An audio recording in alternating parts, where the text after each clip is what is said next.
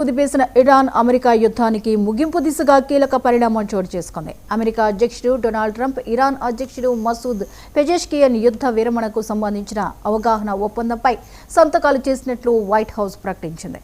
ఈ ఒప్పందంతో ప్రపంచ వాణిజ్యానికి అత్యంత కీలకమైన హార్మోజ్ జలసంధి తిరిగి తెరుచుకోనుంది. అయితే ఒప్పందాన్ని ఇజ్రాయెల్ పూర్తిగా అమలు చేస్తుందా లేదా అన్న దానిపై ఇంకా సందిగ్ధత కొనసాగుతోంది.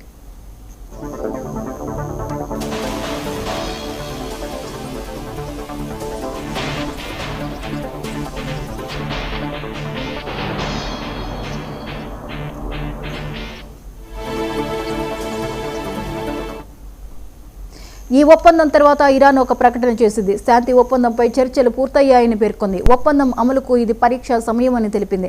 అయితే ఈ రెండు దేశాల మధ్య దాదాపు 14 అంశాలపై రాజీ కుదిరినట్లు తెలుస్తోంది. ఈ 14 అంశాలకు ఏవి అని కూడా తాజాగా అమెరికా ప్రకటించింది. లెబనాన్తో పాటు అన్ని వైపులా సైనిక చర్యలు నిలిపివేతకు అమెరికా అంగీకరించింది.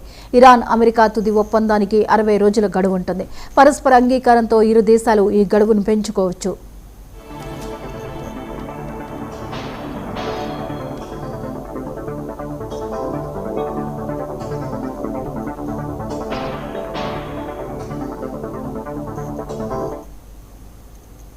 ముప్పై రోజుల్లో హార్మూజ్ దిగ్బంధనాన్ని పూర్తిగా ఎత్తివేసి టోల్ లేకుండా ఇరాన్ నౌకలను అనుమతించాలి. ఇరాన్ పునర్నిర్మాణం కోసం $300 బిలియన్ నిధి ఏర్పాటు చేస్తారు. అణ్వాయుధాన్ని ఎప్పటికీ తయారు చేయకూడదని ఇరాన్ అంగీకరించింది. అలాగే ఆంక్షలు ఎత్తివేసే వరకు స్వేచ్ఛగా చమురు అమ్ముకునేందుకు అంగీకరించాలని ఇరాన్ కోరింది. అయితే ఈ మొత్తం 14 అంశాల్లో యురేనియంకు సంబంధించి ఎక్కడా ప్రస్తావన జరగలేనట్టు కనిపిస్తోంది.